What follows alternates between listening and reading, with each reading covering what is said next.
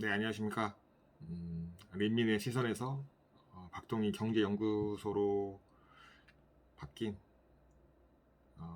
박동희 경제연구소 유튜버입니다. 오늘은 다른 어떤 현상을 뭐 얘기하기보다는 우리가 이제 주식시장에서 어떻게 앞으로 가야 할지에 대해서 그냥 간단하게 한 1분에서 2분 정도 얘기를 하려고 이렇게 영상을 올립니다.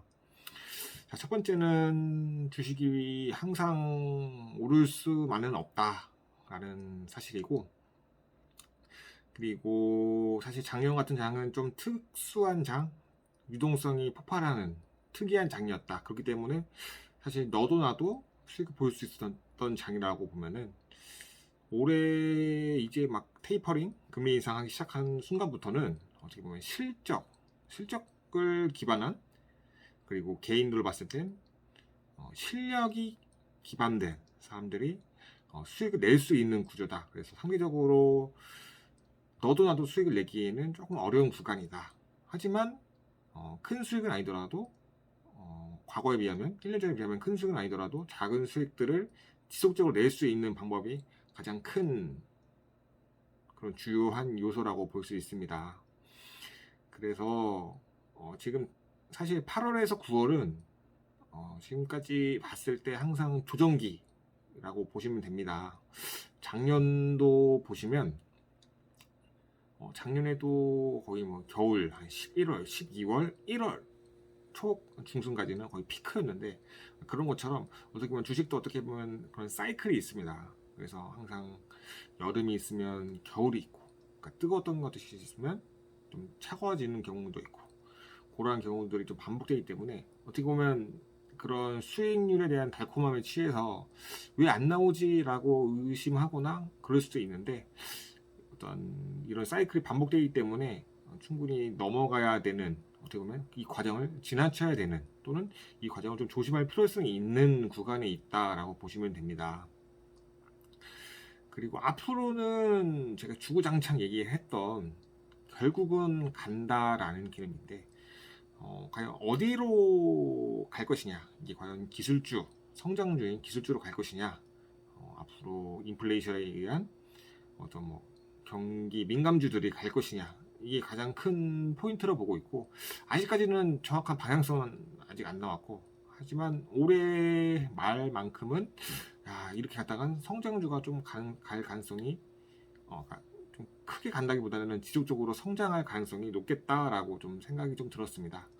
근데 결국엔 미국 금리 인상하기 전까지 아무래도 상승을 유지할 것 같고, 그 이유가 좀 이제 관전 포인트, 우리가 이제 시장을 떠나야 할 때, 또는 반대로 인버스 들어가야 할 시점을 좀 보고 있습니다. 그래서 결론은 뭐냐면 결국은 갑니다. 한 번 더 갑니다. 근데 그것을 우리가 기다리고 그 시기를 받아들일 수 있을 때까지 그거를 버틸 수 있냐 없냐의 싸움이라고 보시면 됩니다. 사실 주식창만 보면 힘듭니다. 그래서 다른 어떤 생산적인 일을 하시고 다른 쪽으로 신경을 많이 돌리시고, 만약에 신경을 쓰고 계시다면 그렇게 하시고, 좋은 주식을 사고 보유한 상태에서는 충분히 버티고 기다려줄 줄 아는 그런 주식 소유자가 좀 돼야 됩니다. 어떻게 보면 이런 말도 있습니다. 인내심 없는 자의 돈을 인내심 있는 자의 그 계좌로 돌아가는, 넣어주는 그런 과정이 주식이다라고 보시면 됩니다. 그래서 당장 손해가 났다고 해도, 당장 수익이 났다고 해서 이렇게 파는 게 아니라, 우리가 장기적 관점을 봤을 땐 오히려 더 마이너스일 경우에는 추가적으로 더 우리가 저가에서 매수할 수 있는 그런 관점이 아직까지는 유효합니다. 그래서 저 같은 경우에는 10%, 20%, 30% 정도 내려갔다, 각 구간별로 추가적인 분할 매수가 들어가게 됩니다. 그리고 가장 중요한 건 한 번에 왕창 사는 게 아닙니다. 왜냐하면 그렇게 사게 된다면 이렇게 내려갈 경우에는 어떤 멘탈이라고 하는 정신적 부분이 흔들릴 여지가 있기 때문에 그렇게 사시면 안 되고 항상 어느 정도 사놓고 좀 지켜보고 사고 좌수를 좀 늘려가는 그런 방식으로 가다가 일정 부분이 지나면 그게 또 상승으로 이어질 때 이게 어떤 눈덩이가 돼서 불어나게 되는 그런 현상을 볼 수 있을 겁니다. 저도 그랬고.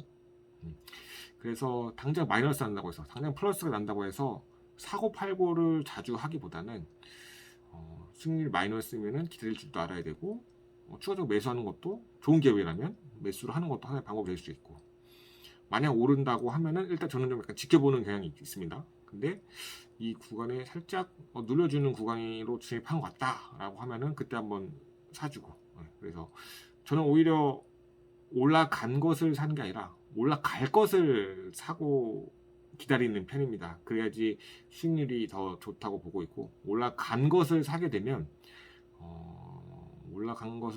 그거 대부분 보면 많이 손실을 봅니다. 이게 좀 올라간 게 좀 크기 때문에 내려간 것도 좀 크게 내려가는 경우도 있습니다. 그러니까 그 구간을 못 버티기 때문에 그럴 거라면 차라리 아래에서 잡고 기다리는 것이 좀 더 바람직한 방향이 아닌가라고 생각을 합니다. 그래서 혹시나 지금 어렵거나 힘든 분이 계시다면 충분히 멘탈을 좀 관리할 필요성이 있습니다. 그래서 다른 무언가를 하든가 그런 게 좀 필요하고, 당장 9월까지는 8, 9월은 항상 주식시장이 좋지는 않습니다. 이게 항상 조정 구간을 거치고 나서 상승을 가는 발판을 만들기 때문에 이 구간만 잘 버티시면은 오히려 더 큰 수익을 기대할 수 있지 않을까. 더 큰 기대를 하려면 지금 저점일 때 조금씩 담아야 된다라고 생각을 하고, 내일은 내마녀의 날이기도 하고, 그래서 내일이면 선물 포지션이 다 외국인 포지션이 바뀔 수도 있습니다. 그래서 다시 세팅하는 과정이기 때문에 내일까지는 조금 지켜볼 필요성이 있고, 그다음에 9월 22일 FOMC 때 과연 테이퍼링 할지 여부를 꼭 유심히 보시기 바랍니다. 그래서 어떻게 보면 전 테이퍼링 하기보다는 9월 22일 FOMC에 대해서 전후에 하락이 나온다면 그때가 아마 좀 매수 포인트이지 않을까 그렇게 생각합니다. 그런 불확실성한 이벤트가 있기 때문에 조금 시장이 지지부진하고 인내심 테스트 구간에 들어갔다라고 보시면 될 것 같습니다. 짧게 하려고 했는데 벌써 한 7분 8분 됐네요. 아무튼 우리가 기술적으로도 또 사회 전반적인 돌아가는 상황도 아는 것도 중요하지만 가장 중요한 거는 우리가 버틸 수 있는 힘이 가장 중요합니다. 그게 멘탈 관리인데, 이게 종종 이렇게 힘들 때마다 우리가 결국엔 버티는 힘이 좀 필요하다는 사실을 잊지 마시고 결국엔 버티는 자가 이긴다 라고 생각하시고 주식을 접근하면은 좋은 수익률을 기대할 수 있지 않을까 싶습니다. 네, 이상 박동희 경제연구소였습니다. 감사합니다.